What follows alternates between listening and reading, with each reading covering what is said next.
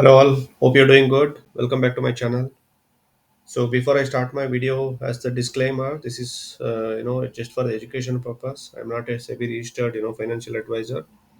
Whatever I'm going to tell you is just for your analysis and education purpose. Please take a call based on your own analysis. Yeah, with that, let me start. So today's company is actually TVS Logistics. Uh, TVS Supply Chain Solutions Limited. Yeah, this is the company which I'm going to review today.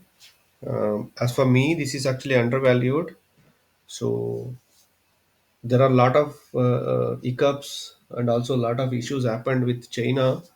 That's why I think all over the world there is a kind of negative sentiment about China because of the COVID and other things. That's why I think they are looking into looking India as the next, kind of a destination for all the logistics as well as manufacturing up kind of thing.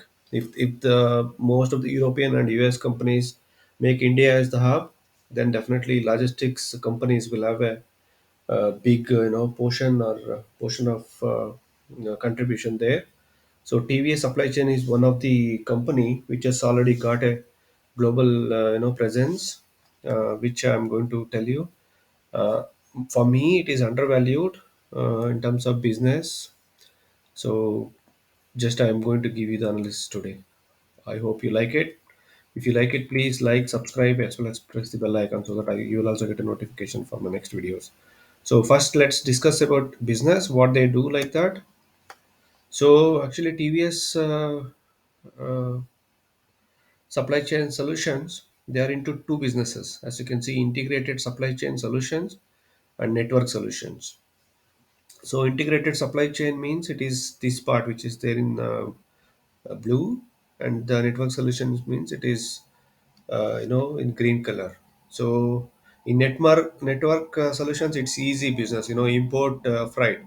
There are so many companies in India who are actually importing a lot of products. Because I was working in one of the earlier steel company, we used to import a lot of the cabinets and other things from Europe.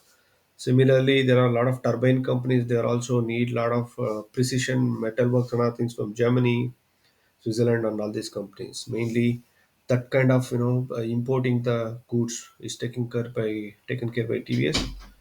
And similarly, you can see here export also is taken care. Apart from that, also there are closed loop logistics and support like spares, refurbishing, engineering support, and also courier and consignment management, and all these things will come under network solutions. And integrated supply chain solutions, in this actually it is mainly, it covers everything. If you have a DC or a warehouse, so for there actually it will start with procurement, sourcing and procurement. You will identify a supplier, and from supplier they will take or procure the goods.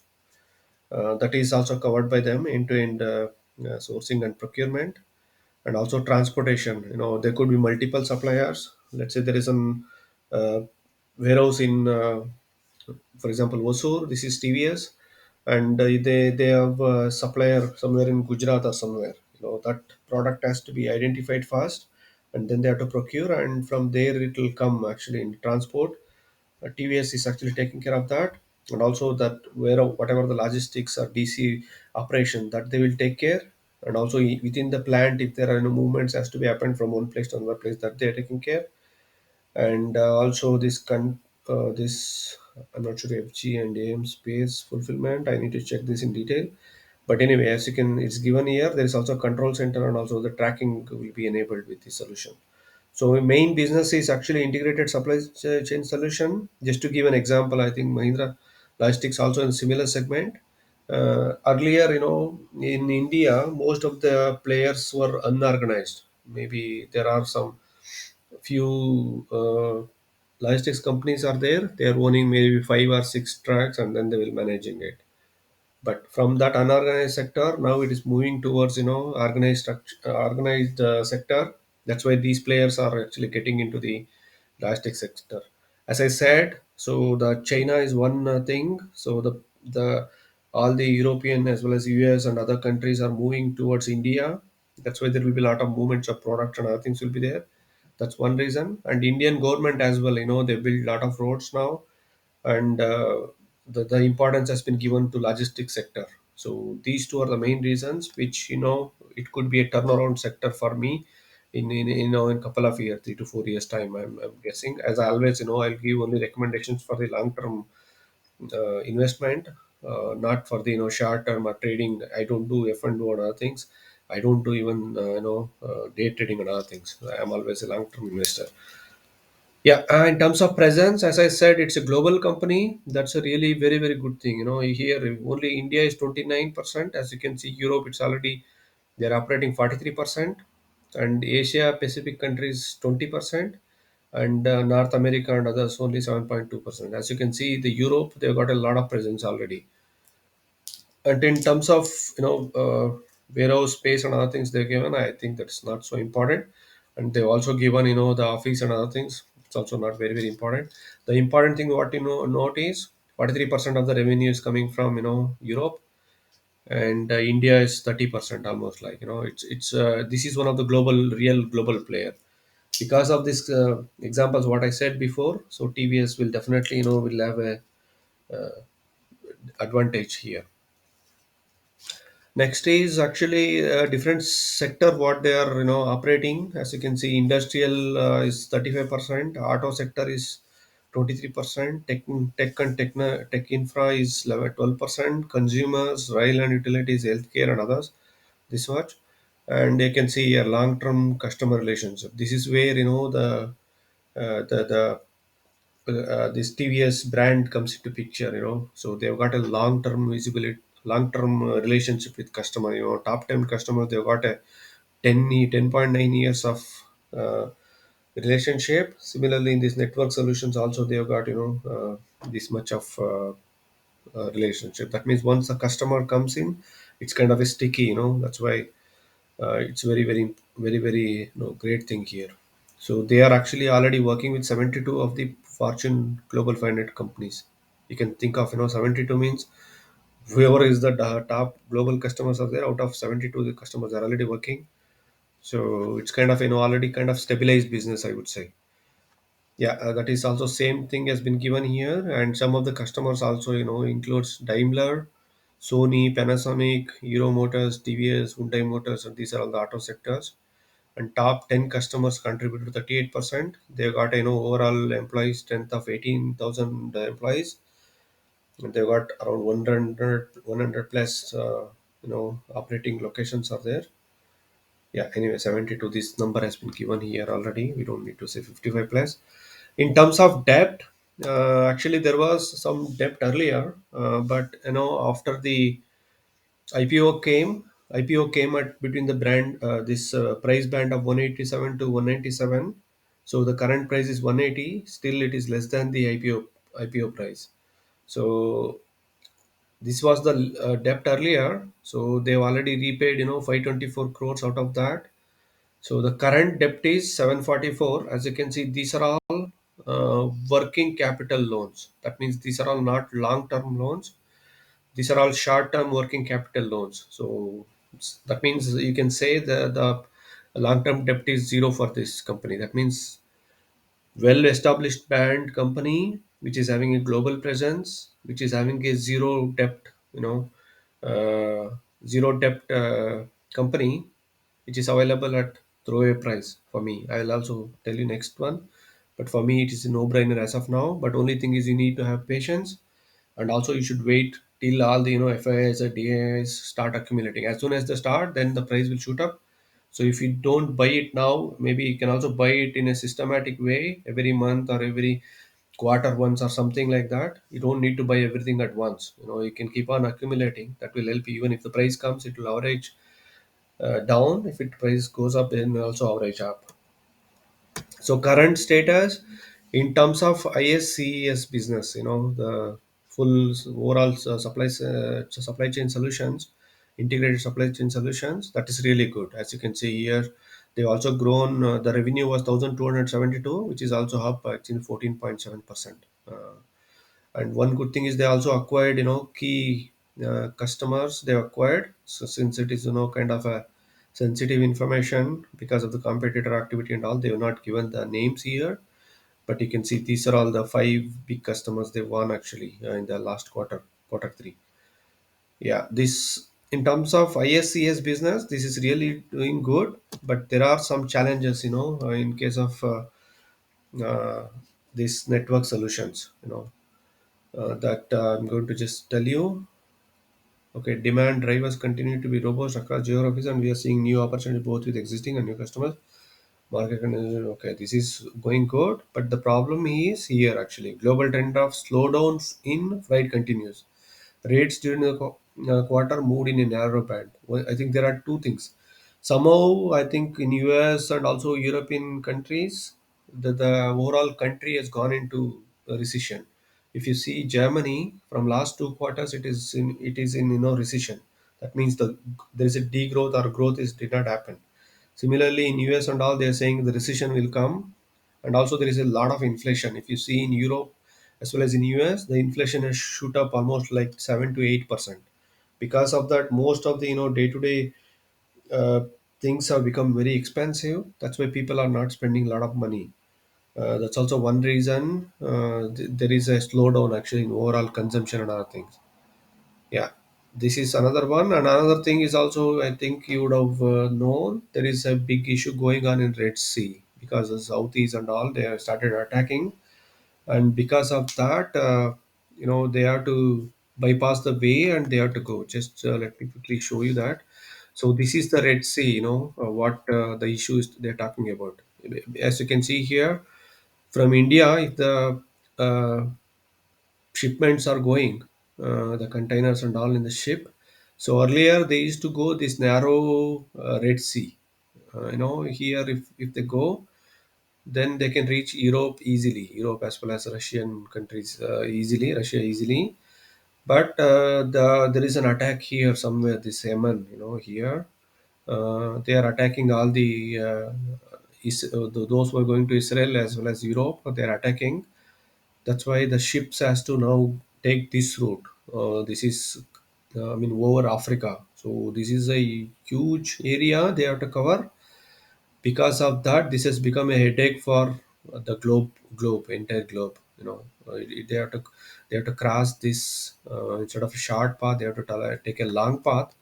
Because of that, they are also saying you can see a longer turnaround cycles are leading to shortage of capacity, as well as vessel owners are actually levying the surcharges. This is also increasing the this transport cost and other things are getting increased. So here, as you can see, even the sailing time has been extended by 15 to 20 days. This is too much distance they have to cover. These are all the challenges as of now which are going on.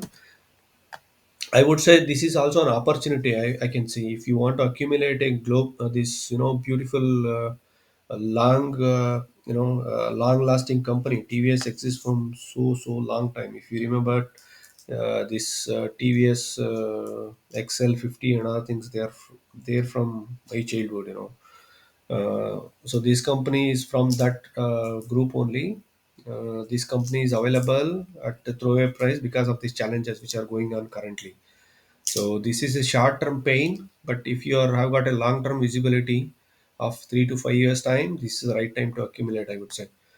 So that's one thing. Second thing, also this ocean freight rate, they keep on going down. This is also challenge for the group.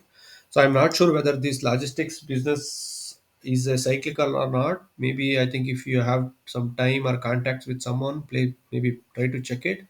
But for me, anyway, it is a downturn. Currently, it is going some challenges. This is the best time I would say to accumulate if you are interested. So you can see there the quarter on quarter also the revenue is down for these network solutions, and integrated final mile. I mean this network solutions is actually kind of going down because of these challenges. What I have said.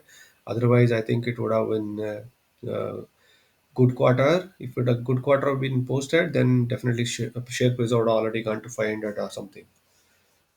Yeah, in terms of financials, as you can see, uh, sales is continuously keep on going up. So currently they are doing. Last year they have done 10,235 crores already. Out of that, operating profit is less, 694 only. So they are actually kind of a loss making because they are also a kind of investment stage now. This year also they are loss making. So as well as this business, TVS business, as well as the Mahindra Logistics, they are investment phase, I would say. So you should have a view of 3 to 5 years. It doesn't matter whether you acquire Mahindra. Mahindra actually mainly into local as of now, but TVS already it's a established main brand in Europe, and they are already working with global 500 customers. That means this is a compared to Mahindra, this is already a established, stabilized business, I would say. But actually, it's currently loss making. Some quarter somehow they will turn around. So that time onwards, I think you will not have an opportunity to accumulate that time. The share price will definitely quickly go up. That's why this is a great opportunity. I think before that you need to accumulate. In terms of shareholding, they are also holding 43%, and main DIs. I think there is a SBI Life Insurance and Kotak Special Situation Fund and State Bank of India. They are holding. So Kotak they have reduced it, but these two companies have actually increased quarter on quarter. Otherwise, Franklin anyway exited already. With public, this is an opportunity. DIs also, there are no DIs. Actually, there are only public shares are holding actually. So this is when you need to know if the FIs and DIs are not yet accumulated. That is the opportunity you need to look. So when everybody already accumulated, once the price shoot up, then they will start selling it. Then you will get then you will get kind of struck or something. You cannot exit, or maybe you will not have the opportunity to accumulate at low price. So you can see, I think, so many private public holders also they are holding. So the free float. I mean the shares which are free float in the buying and selling, it's very less. There are also number of investors. You can see only 1 lakh. You can think of India. We have so many uh, so many people, and out of that, only 1 lakh people have got the shareholding, because it's mainly this kind of already the public and other things are. I mean, these people will be holding for long term. That's why they are kind of tightly holding it. Only free float is very less. So this is also another opportunity. I think you should pick it up immediately, so that you will be able to get the benefit when the share price started moving. So I would just added some few strength or investment thesis why you should invest.